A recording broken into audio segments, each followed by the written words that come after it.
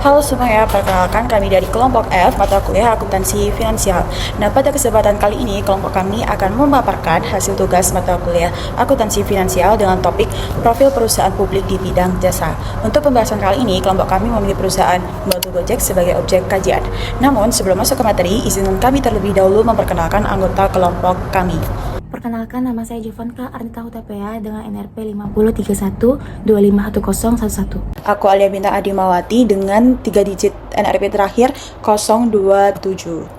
Perkenalkan, nama saya Mumtazah Jalwa dengan NRP 503-125-1029. Perkenalkan, nama saya Berliani Ulrika dengan NRP 503-125-1019. Saya Aula Snaini dengan NRP 5031251024. Assalamualaikum warahmatullahi wabarakatuh. Perkenalkan, nama saya Nursi Arfan dengan NRP 503-125-1148. Pada kesempatan kali ini, saya akan menjelaskan dan memperkenalkan profil Dewan Komisaris dengan tugas utama mengawasi kinerja perusahaan, memberi arahan strategis, serta memastikan tata kelola berjalan dengan baik. Berikut adalah sosok-sosok yang mendukung tercapainya visi misi perusahaan. Yang pertama ada Pak Agus, yang merupakan Komisaris Utama Gotoh, lulusan ekonomi dari Universitas Indonesia. Pernah menjabat sebagai Menteri Keuangan RI, Gubernur Bank Indonesia, serta memimpin beberapa bank besar di Indonesia. Selanjutnya ada Pak William Tanuwijaya yang merupakan Komisaris, Co-founder dan Co-chairman Gotoh, merupakan lulusan Ilmu Komputer BINUS, dan pendiri Tokopedia. Selanjutnya ada Pak Andre Sulistyo yang merupakan Komisaris, Co-founder, dan Deputy Chairman, lulusan University of Technology Sydney, pernah menjabat sebagai Presiden Gojek, Co-CEO, dan Direktur Utama Gotoh. Saat ini aktif sebagai Kepala Badan Pengembangan Ekosistem Ekonomi Digital, Kadin Indonesia. Selanjutnya ada Pak Garibaldi Thorir yang merupakan Komisaris Gotoh, lulusan Universitas dari University of Southern California dan Northrop University, dikenal sebagai pengusaha energi dan tambang dengan pengalaman panjang memimpin Adaro Energy. Selanjutnya ada Pak Winato Kartono yang merupakan lulusan ekonomi dari Universitas Trisakti dengan pengalaman panjang di perbankan, investasi dan infrastruktur. Kini menjabat Komisaris Utama di PT Merdeka Baterai Materials. Selanjutnya ada Pak Wisnu Tamaku Subandio yang merupakan Komisaris Utama Telkomsel dan Wakil Komisaris Utama PT Bunda Medik, dan pernah menjabat sebagai CEO Trans TV, Trans 7, Direktur Utama Net TV, hingga Menteri Pariwisata dan Ekonomi Kreatif Republik Indonesia. Selanjutnya ada Pak Robert Homswan yang merupakan Komisaris Independen dengan pengalaman global di bidang keuangan dan teknologi, lulusan State University of New York, dan pernah menjabat sebagai CEO dan CFO Intel, CFO eBay, dan kini menjadi Direktur Independen di Nike, Micron Applied Materials, dan aktif di berbagai dewan teknologi. Selanjutnya ada Pak Dirk van Den yang merupakan Komisaris Independen dengan pengalaman panjang di retail global dan perdagangan internasional, lulusan State University of Ghent, dan PhD Ekonomi dari Sofia University. Pernah menjabat sebagai CEO Walmart Kanada, CEO Delhaize Group, serta memimpin di Walmart Asia. Selanjutnya ada Bu Marjorie Tiulau yang merupakan Komisaris Independen dengan pengalaman global di bidang keuangan, teknologi, dan inovasi, lulusan University of Philippines dan Business School Harvard, dan pernah menjabat sebagai CFO di Lego Group serta posisi strategi di Cisco, Thunberg, dan Procter & Gamble. Setelah tadi teman saya membahas Dewan Komisaris Gotoh, sekarang saya akan melanjutkan dengan Dewan Direksi Gotoh. Nah, Dewan Direksi Gotoh ini lebih fokus pada pihak yang menjalankan operasional sehari-hari dan mengambil keputusan strategis perusahaan.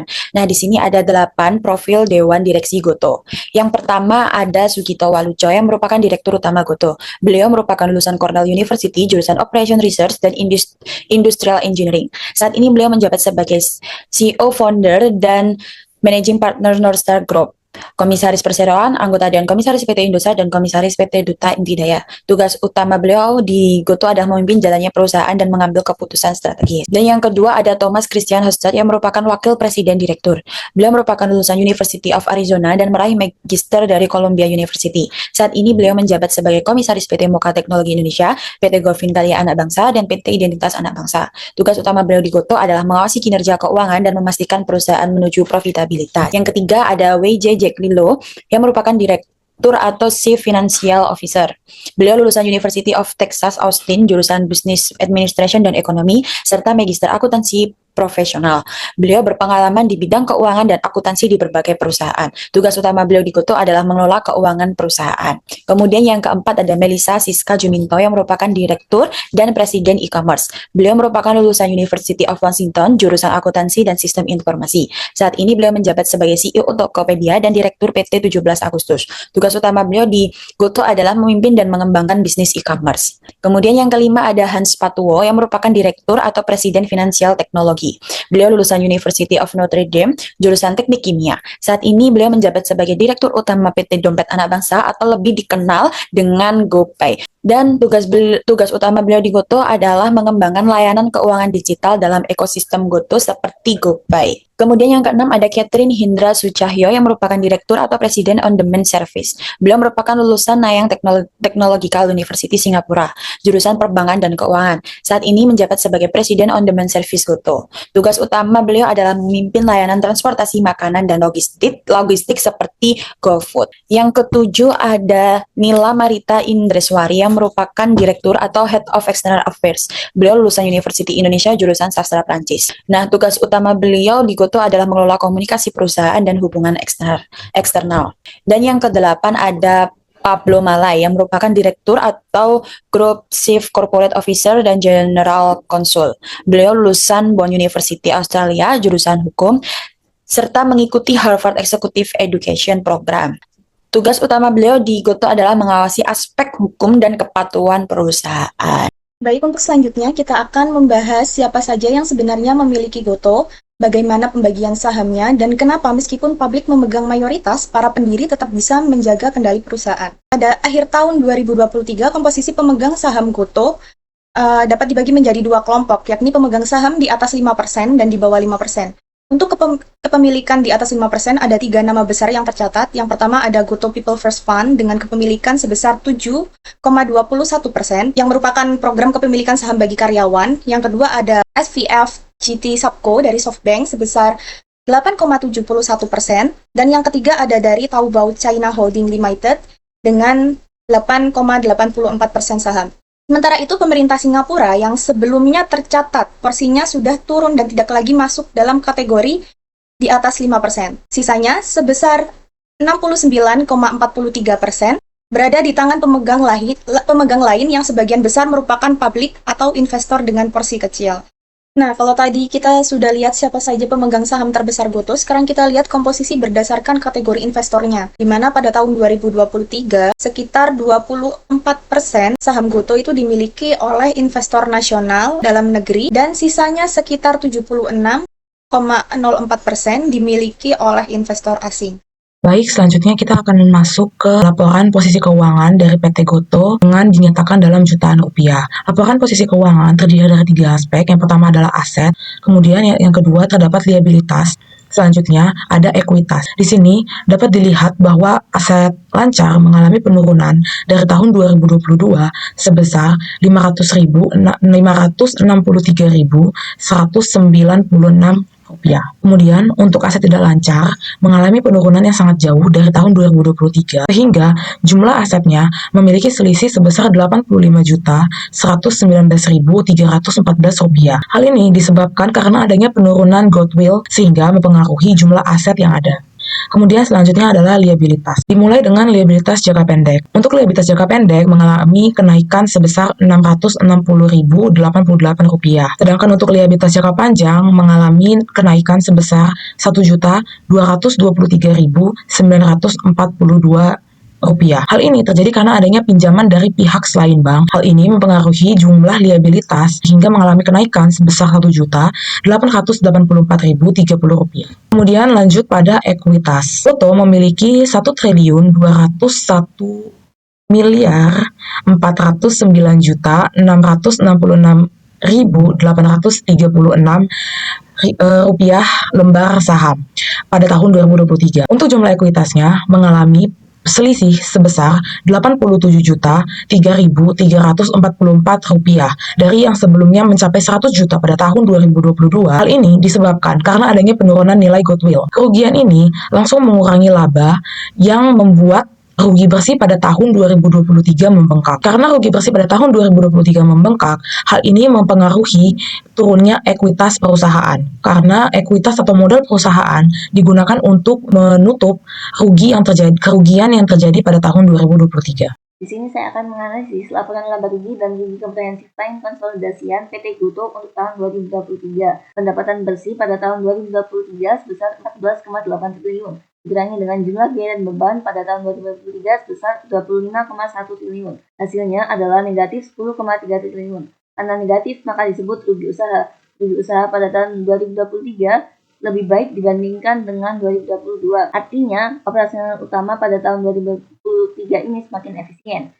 Dari rugi usaha ini dikurangi dengan pendapatan atau beban lain-lain. Pada tahun 2023, yang paling menonjol adalah kerugian penurunan nilai goodwill. Goodwill ini berasal dari akuisisi masa lalu, misalnya saat merger Gojek dengan Tokopedia. Didapatkan hasil akhirnya adalah rugi sebelum pajak penghasilan. Dari rugi sebelum pajak penghasilan ini dikurangi dengan manfaat pajak penghasilan. Hasil akhirnya adalah rugi tahun berjalan. Rugi tahun berjalan pada tahun 2023 membengkak menjadi 90,5 dari 2022 yang hanya 40,48 triliun. Selanjutnya ada penghasilan komprehensif lain, yaitu pos-pos yang tidak berhubungan langsung dengan kegiatan usaha. Nah, kalau perhitungan laporan keuangan yang kita gunakan adalah jumlah rugi komprehensif yang diatribusikan kepada pemilik entitas. Pada tahun 2023, GoTo rugi sebesar 90,3 triliun.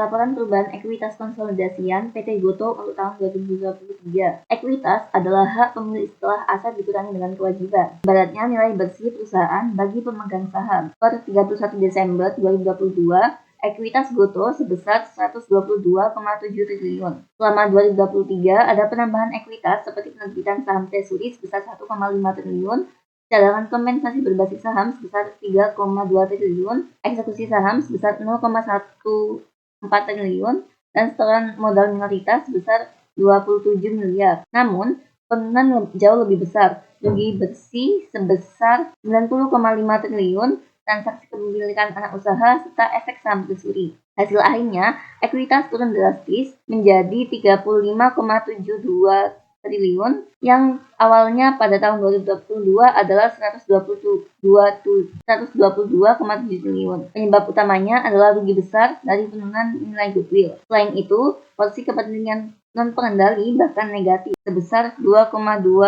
triliun. Artinya, kerugian anak usaha lebih besar daripada modal minoritas. Jadi, selama 2023 modal GoTo terkikis tajam, terutama karena kerugian besar. Meskipun ada tambahan dari penerbitan saham dan kompensasi berbasis saham. Saya akan membahas tentang analisis laporan arus kas perusahaan khususnya pada tahun 2023 dan 2022. Arus kas dari aktivitas operasi kas bersih yang digunakan untuk aktivitas operasi pada tahun 2023 adalah Rp 4.325.308 rupiah. 2022 Rp 17.206.303 rupiah.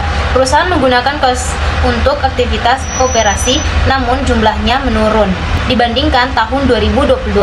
Arus kas dari aktivitas investasi kas bersih yang diperoleh dari aktivitas investasi pada tahun 2023 adalah Rp 1.405.594 rupiah. 2022 kas bersih yang digunakan untuk Rp 1.472.030 rupiah. Perusahaan memperoleh kas dari aktivitas investasi pada tahun 2023. Arus kas dari aktivitas pendanaan kas bersih yang diperoleh dari aktivitas pendanaan pada tahun 2023 adalah Rp 1.732.508 rupiah. 2022 Rp 13.374.290 rupiah. Perusahaan memperoleh kas dari aktivitas pendanaan. Poin penting, kas dan setara kas pada akhir tahun 2023 adalah Rp 24.843.952 rupiah. 2022 Rp 29.9.177 rupiah. Penurunan bersih kas dan setara pada tahun 2023 adalah Rp 4.064.830 rupiah. 2022 Rp 2.697.737. Kas turun pada tahun 2023. Oleh karena itu, perusahaan mengalami penurunan kas dan setara kas pada tahun 2023. Dengan demikian, kita dapat memahami kinerja keuangan perusahaan dan bagaimana perusahaan mengelola arus kasnya untuk mencapai tujuan bisnisnya. Sekian, terima kasih.